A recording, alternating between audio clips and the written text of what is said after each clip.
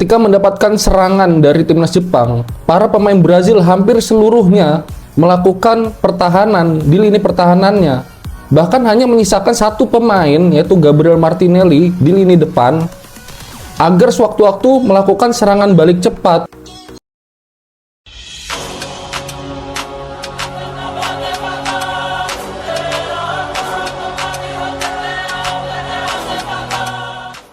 Sebelum lebih lanjut, gue mengingatkan kepada kalian untuk menekan tombol like dan subscribe-nya agar membantu perkembangan channel Progressive Football.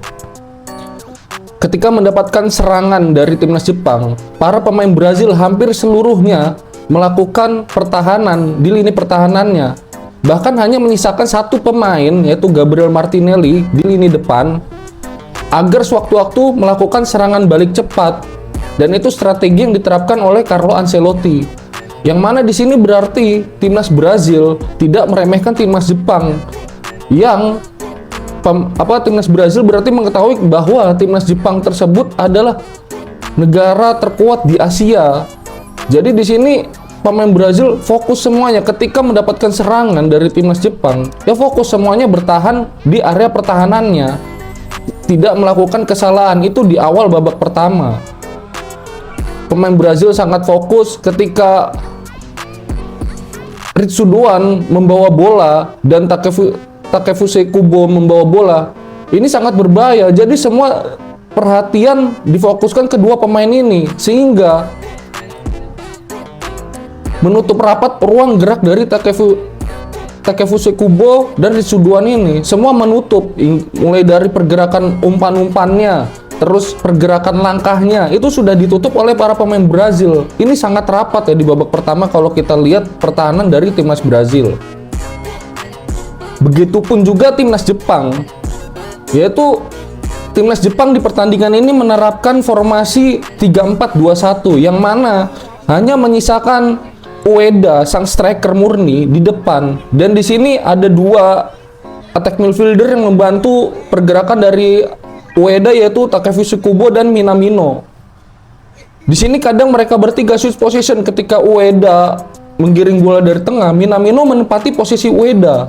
Dan ketika bertahan diserang oleh timnas Brazil, pemain Jepang di sini membuat satu garis pertahanan, yaitu dari 3-4-2-1 menjadi 5-4-1 yang mana rapat.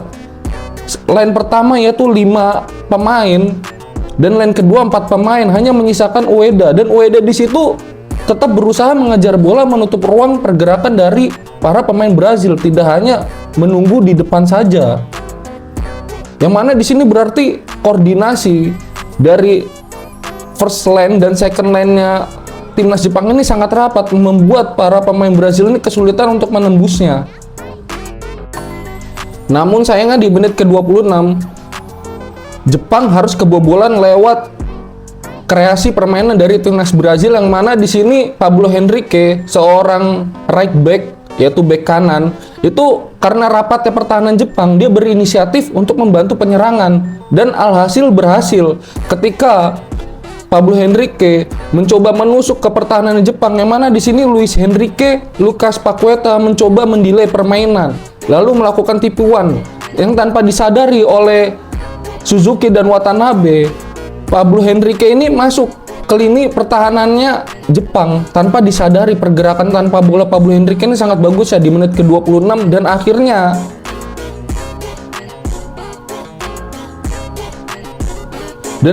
Bruno Guimaraes berhasil memberikan umpan terobosan kepada Pablo Henrique. Jadi ini permainan yang sangat atraktif dari Brazil ketika rapatnya pertahanan Jepang. Jadi memutar otak, yang mana di sini seorang right back harus membantu penyerangan.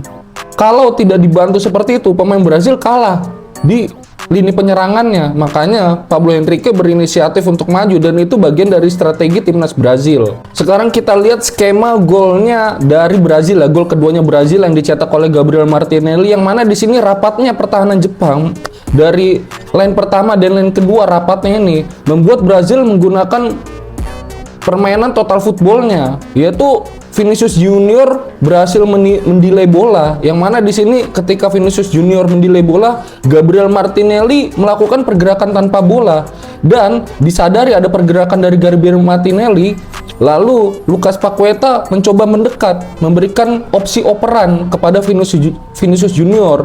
Namun sebelum Lucas Paqueta menerima operan dari Vinicius Junior, Paqueta sudah melakukan scanning menyadari ada pergerakan Gabriel Martinelli, yang mana ketika menerima bola dari Vinicius Junior langsung memberikan umpan terobosan kepada Gabriel Martinelli, dan itu tanpa disadari ya oleh para pemain Jepang, dan terkaget-kaget kok bisa lolos dari jebakan offset, yang mana berarti timnas Jepang ini berniat untuk melakukan jebakan offset, namun ada satu pemain Jepang yang telat untuk maju dan terlalu mundur, sehingga Gabriel Martinelli berhasil lolos dari jebakan offset yang dibuat oleh para pemain belakang Jepang. Kalau diperhatiin dari video ini, kita lihat di sini ada satu pemain Jepang, yang lainnya sudah lebih maju, bahkan melewati Gabriel Martinelli. Namun ada satu pemain Jepang ini yang masih agak di belakang, jadi sehingga Gabriel Martinelli bisa lolos dari jebakan offset itu.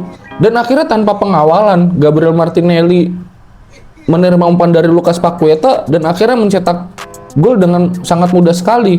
Bahkan sang kiper Zion Suzuki itu tidak bisa melakukan pergerakan karena sudah mati langkah. Jepang bermain di depan pendukungnya sendiri. Mereka tidak tinggal diam. Mereka tidak langsung mengalah, oh lawan Brazil ini sulit untuk mengejar karena sudah tertinggal 2 gol. Mereka tetap fighting. Ini yang gue suka dari timnas Jepang ya. Walaupun tertinggal 2-0, mereka tetap fighting, dan akhirnya peluang itu ada ketika Lucas Paqueta, ruang operannya ditutup, ruang pergerakannya ditutup. Akhirnya dia mengoper ke belakang, yaitu ke Fabrizio Bruno. Dan di sini ketika Fabrizio Bruno memegang bola, di sini Minamino sudah menutup pergerakannya, Kubo Ueda sudah menutup pergerakannya, dan akhirnya Fabrizio Bruno ini blunder mengoper bola kepada Beraldo, namun terlambat seperti itu, dan itu berhasil dimanfaatkan oleh Minamino untuk mencetak gol, dan itu menjadi pembangkit semangat untuk para pemain Jepang, yang mana berarti di sini ada kesalahan di pemain belakang Brazil, kelemahannya ada di pemain belakang Brazil. Itu menjadi titik lemah yang bisa dimanfaatkan oleh pemain Jepang. Dan yang gue heran di sini, seorang Carlo Ancelotti tidak memainkan Eder Militao, walaupun ini friendly match. Nah, tetap harus memainkan pemain intinya. Kenapa? Karena dari Fabrizio Bruno, gue melihat dari back-backnya Brazil ini, Beraldo, ini kurang pengalaman. Terus Fabrizio Bruno, Christian Augusto, ini kurang pengalaman di level internasional. Dan inilah akibatnya ketika memainkan pemain yang kurang siap. Apakah di sini Carlo Ancelotti untuk melihat para pemainnya yang dipasang ini, makanya Eder Militao, karena sudah tahu kemampuan Eder Militao, makanya Carlo Ancelotti mencadangkannya, memberikan kesempatan para pemain belakang lainnya untuk menunjukkan performanya, apakah pantas untuk bermain untuk timnas Brazil atau tidak. Maka kalau tidak, ya terpaksa Marquinhos dipanggil kembali ke timnas Brazil. Jadi seperti itu, pengalaman itu berbicara ya untuk menjaga lini pertahanan. Jadi jangan meremehkan lini pertahanan. Walaupun sekelas tim Brazil saja, dia tetap memperhitungkan pemain-pemainnya siapa saja yang pantas tampil untuk timnas Brazil. Dan ini makanya kayak Fabrizio Bruno, dia jarang diberikan kesempatan, makanya Carlo Ancelotti memberikan kesempatan, namun tidak bisa dimanfaatkan dengan baik oleh Fabrizio Bruno ini. Dan gol penyama kedudukan Jepang itu terjadi dari kesalahan dan blundernya pemain belakang Brazil, yaitu Pablo Henrique. Yang mana di sini Kento Nakamura pun melesakkan gol yang harusnya bisa dihalau oleh Pablo Henrique. Namun sayangnya ya mungkin secara mental, secara kesiapan Pablo Henrique panik juga, harus menghalau bola seperti apa gitu. Ketika Kento Nakamura itu sebenarnya tendangannya tidak keras ya, kalau gue lihat dari cuplikan videonya ini tidak keras, namun Pablo Henrique salah mengantisipasinya.